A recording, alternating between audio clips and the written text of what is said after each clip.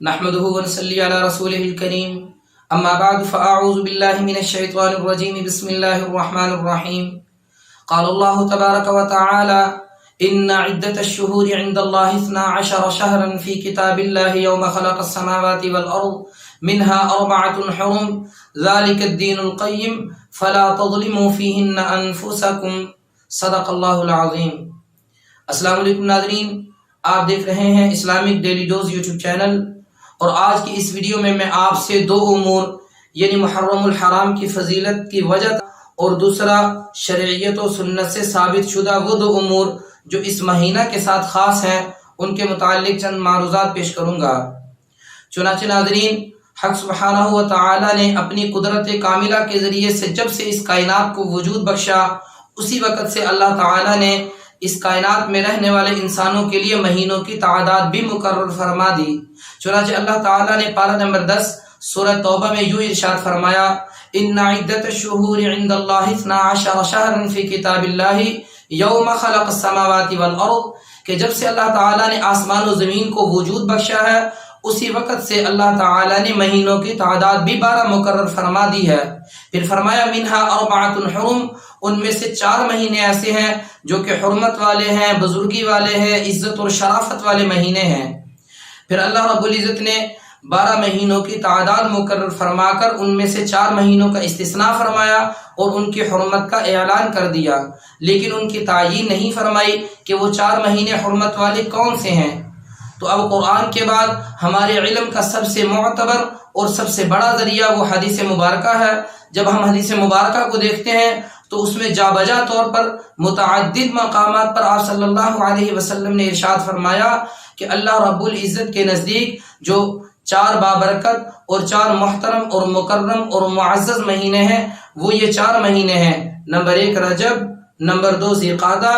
Number 3 ذی الحجہ اور number 4 محرم الحرام۔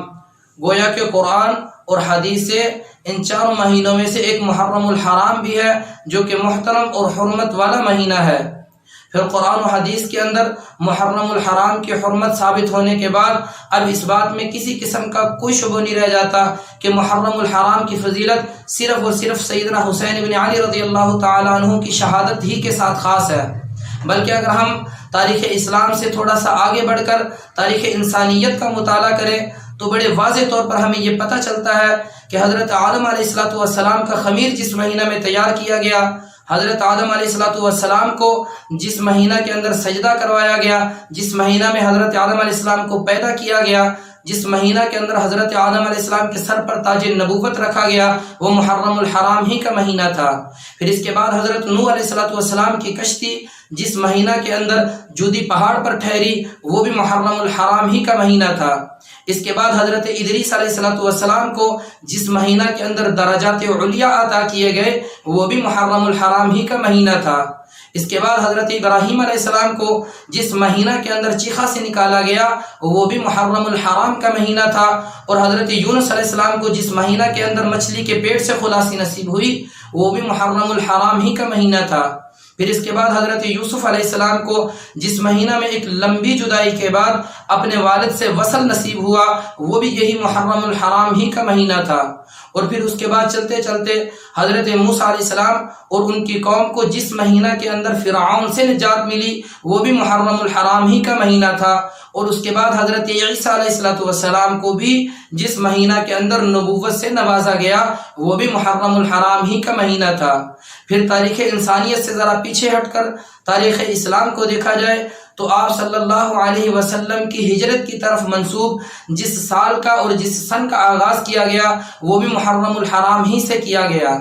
آپ صلی اللہ علیہ وسلم نے جس مہینہ کے اندر سیدہ خدیجہ الکبریٰ رضی اللہ تعالیٰ عنہ کے ساتھ نکاح فرمایا وہ بھی محرم الحرام کا مہینہ تھا، اور پھر جس مہینہ کے اندر حضرت ام حبیبہ رضی اللہ تعالی عنہا کا انتقال ہوا وہ بھی محرم الحرام کا مہینہ تھا، اور جس مہینہ کے اندر حضرت سیدہ جویریہ رضی اللہ عنہا کا انتقال ہوا وہ بھی محرم الحرام ہی کا مہینہ تھا۔ اور حضرت عمر فاروق رضی اللہ تعالی عنہ نے جس مہینہ کے اندر جنگ قادسیہ لڑی، قبرص فتح کیا، قسطنطنیہ پر قبضہ کیا، ایران کے پرخچے اڑائے، وہ بھی محرم الحرام ہی کے مہینے تھے۔ اور حضرت عمر فاروق رضی اللہ تعالی عنہ نے جس مہینہ کے اندر جام شہادت نوش فرمایا وہ بھی محرم الحرام کا مہینہ تھا۔ اور حضرت عثمان غنی رضی اللہ تعالی عنہ جس مہینہ میں تخت خلافت پر براجمان ہوئے وہ بھی محرم الحرام کا مہینہ تھا۔ اور حضرت علی رضی اللہ تعالی عنہ نے جس مہینہ میں حضرت فاطمہ الزہرا رضی اللہ تعالی عنہ کے ساتھ نکاح فرمایا وہ بھی محرم الحرام کا مہینہ تھا۔ اور حضرت علی رضی اللہ تعالی عنہ نے جس مہینہ کے اندر اسلامی خلافت کی زمام سنبھالی تھی وہ بھی محرم الحرام ہی کا مہینہ تھا۔ اور اسی طرح جس مہینہ کے اندر حضرت حسین ابن علی رضی اللہ تعالی عنہ نے اپنے 72 جانثاروں کے ساتھ میدان کربلا کے اندر جام شہادت نوش فرمایا تھا، میدان کربلا کے اندر خاک و خون میں وہ تڑپا دیے گئے تھے، وہ بھی محرم الحرام ہی کا مہینہ تھا۔ تو گویا کہ محرم الحرام کے مہینے کو جو عظمت اور جو فضیلت اور جو بزرگی اور شرافت حاصل ہے وہ صرف اور صرف حضرت حسین ابن علی رضی اللہ تعالی عنہ کی شہادت کی وجہ سے حاصل نہیں، بلکہ محرم الحرام جو محترم، معزز اور مکرم ہے، بلکہ وہ شہادت حسین ابن علی رضی اللہ تعالی عنہ کے علاوہ ان عظیم واقعات کی وجہ سے بھی مکرم اور محترم ہے۔ پھر میری اگلی بات یہ کہ محرم الحرام ان دیگر واقعات کی وجہ سے جہاں پر محترم ہے تو اللہ رب العزت کا یہ اصول ہے، یہ سنت ہے کہ اللہ تعالیٰ جس مقام کو اور جس وقت کو عزت اور شرافت سے نوازتے ہیں اس کے کچھ مطالبات، کچھ تقاضے اور کچھ حقوق بھی ہوا کرتے ہیں۔ چنانچہ اللہ رب العزت نے بیت اللہ کے بارے میں فرمایا بیتک المحرم، کہ اللہ نے بیت اللہ کو بھی محرم بنایا، اور اس کے تقاضے یہ ہیں کہ جب بیت اللہ کے اندر جایا جائے تو پھر غسل کر کے احرام باندھ کر جایا جائے۔ اسی طرح اللہ تعالیٰ نے رمضان المبارک کو بھی محترم بنایا، اس کے تقاضے یہ ہے کہ جب رمضان المبارک شروع ہو جائے تو اس کے اندر ایک اللہ رب العزت کی طرف سے روزے فرض کر دیے جاتے ہیں، ان کا احترام کیا جائے اور ان کے روزے کی پابندی کی جائے۔ اسی طرح جب محرم الحرام آتا ہے تو محرم الحرام کو بھی اللہ تعالیٰ نے محترم بنایا ہے، اور محرم الحرام اپنے محترم ہونے کی وجہ سے اس امت سے کچھ تقاضے کرتا ہے، کچھ مطالبات کرتا ہے۔ وہ تقاضے اور مطالبات کیا ہیں؟ تو شروع میں نے یہ عرض کیا تھا کہ محرم الحرام کے اندر 2 امور ایسے کرنے والے ہیں جو کہ صرف اس مہینہ کے ساتھ خاص ہے، اور شریعت نے ہمیں ان 2 امور کے کرنے کا خاص طور پر حکم فرمایا ہے۔ ان میں سے پہلا امر تو یہ ہے کہ اس مہینہ کے اندر عاشورہ کے دن کا روزہ رکھا جائے۔ چنانچہ آپ صلی اللہ علیہ وسلم جب مکہ سے ہجرت کر کے مدینہ منورہ تشریف لائے تو اس وقت یہود کو دیکھا کہ انہوں نے روزہ رکھا ہے۔ آپ صلی اللہ علیہ وسلم نے ان سے پوچھا کہ تم نے یہ روزہ کیوں رکھا؟ تو یہود نے جواب دیا کہ یا آج عاشورہ کے دن ہمارے پیغمبر حضرت موسیٰ علیہ السلام کو فرعون سے نجات ملی تھی، تو حضرت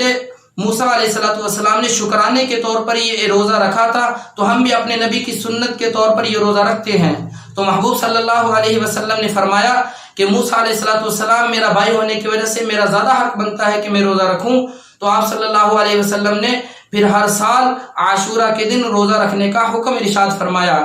چنانچہ حضرت عائشہ صدیقہ رضی اللہ تعالی عنہ فرماتی ہیں کہ آپ صلی اللہ علیہ وسلم ہمیں عاشورہ کے دن روزہ رکھنے کا حکم فرمایا کرتے تھے۔ حضرت ابو قتادہ رضی اللہ تعالی عنہ سے مروی ہے، وہ فرماتے ہیں کہ آپ صلی اللہ علیہ وسلم نے ارشاد فرمایا کہ جو بندہ عاشورہ کے دن یعنی 10 محرم کے دن روزہ رکھتا ہے تو میں امید کرتا ہوں اللہ تعالیٰ اس کے سابقہ سارے سال کے صغیرہ گناہوں کو معاف فرما دیتے ہیں۔ تو محرم الحرام کے مہینے میں 10 ذو الحجہ کے دن ایک کام تو یہ کرنے والا ہوتا ہے کہ اس دن روزہ رکھا جائے۔ پھر اگلی بات یہ کہ حضرت ابن عباس رضی اللہ تعالی عنہ سے مروی ہے، انہوں نے عرض کیا کہ یا رسول اللہ، اس محرم الحرام کے 10ویں دن تو یہود بھی روزہ رکھتے ہیں، تو آپ صلی اللہ علیہ وسلم نے ان کی مخالفت میں فرمایا کہ اگلے سال اگر اللہ نے مجھے زندگی بخشی تو میں 10 محرم کے ساتھ 9 محرم کا یا 11 محرم کا روزہ ساتھ ملاؤں گا۔ تو محرم الحرام کے مہینے میں کرنے والا پہلا کام تو یہ ہے کہ ہم 10 محرم کے ساتھ یا تو 9 محرم کا یا 11 محرم کا روزہ رکھیں۔ اور پھر دوسرا کام کرنے والا یہ ہے کہ حضرت ابن مسعود رضی اللہ عنہ، حضرت ابو ہریرہ رضی اللہ تعالی عنہ اور اسی طرح حضرت جابر رضی اللہ تعالی عنہ سے مروی ہے، انہوں نے آپ صلی اللہ علیہ وسلم سے روایت کیا، آپ صلی اللہ علیہ وسلم نے فرمایا کہ جو بندہ 10 محرم کے دن اپنے گھر والوں پر وسعت کے ساتھ خرچ کرے گا تو اللہ تعالیٰ پورے سال اس کے اوپر رزق کی فراوانی اور رزق کی فراخی عطا فرمائیں گے۔ تو محرم الحرام کے مہینہ میں 10 محرم کو کرنے والے یہ 2 کام ہیں۔ پہلا تو 10 محرم کا روزہ رکھا جائے، اور دوسرا اپنے گھر والوں پر رزق کی فراوانی اور رزق کی کشادگی کی جائے۔ پھر اسی میں بعض حضرات نے یہ نقطہ نکالا ہے کہ جو بندہ 10 محرم کو اپنے گھر والوں پر رزق کی کشادگی کرتا ہے تو اللہ تعالیٰ پورے سال اس کے رزق میں برکت عطا فرماتے ہیں۔ بالکل اسی طرح جو بندہ 10 محرم کو نیکی کے اندر، تقوی و طہارت میں اور اسی طرح دعا و استغفار کے اندر کثرت کرتا ہے تو اللہ تعالیٰ پورے سال اسے اعمال صالحہ کی توفیق عطا فرما دیتے ہیں۔ پھر یہ یاد رکھنا، حضرت تھانوی رحمۃ اللہ علیہ نے فرمایا کہ مخصوص مقامات کے ساتھ جس طرح ان کے ثواب اور ان کا نیکیاں بھی بڑھ جایا کرتی ہیں، اسی طرح مخصوص مقامات کے اوپر اور مخصوص اوقات کے اندر گناہ کرنے سے ان کا عذاب اور وبال بھی بڑھ جایا کرتا ہے۔ چنانچہ ہمیں چاہیے کہ ہم 10 محرم الحرام کے دن نیکی اور تقوی، طہارت اور ذکر و اذکار اور تلاوت وغیرہ کے اندر اور پنجگانہ نمازوں کے اندر مصروف رہیں، اور اس کے علاوہ جتنی دیگر قسم کی بدعات اور خرافات ہیں جن میں قبرستان کے اندر جانا، قبروں کے اوپر پھول چھڑکانا، دالیں بکھیرنا اور اس طرح من گھڑت احادیث جو لاتعداد انداز کے اندر مختلف